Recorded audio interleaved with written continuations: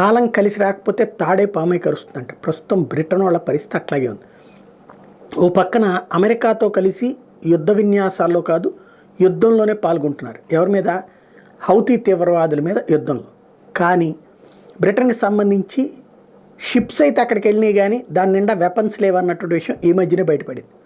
దాంతో బ్రిటన్ నామకే వాస్తే యుద్ధం చేస్తుంది తప్పించి మరేం లేదని తేలింది. మరొక వైపున బ్రిటన్లో ముస్లిం ఉద్యమాల నేపథ్యంలో దాన్ని కంట్రోల్ చేయడం చేతకాక తలపట్టుకుంటున్నటువంటి పరిస్థితి. వీటన్నిటికీ తోడు నాటోలో భాగస్వామి కాబట్టి నాటోలోకి యుద్ధ విన్యాసాలు చేస్తున్నటువంటి షిప్స్లోకి తమకు సంబంధించినటువంటి HMS Prince of Wales join అవుతుందని ముందే ప్రకటించింది.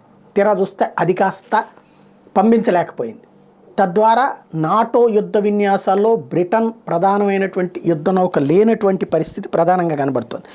దీనికి కారణమైనటువంటి కాన్సెప్ట్ ఏంటంటే ఒక లీక్స్ అంట. అంటే ఆ షిప్లో లీక్లు ఉన్నాయట, ఆ లీక్లు కంట్రోల్ చేయడం కుదరక ఇప్పుడు ఈ నిర్ణయం తీసుకున్నారట.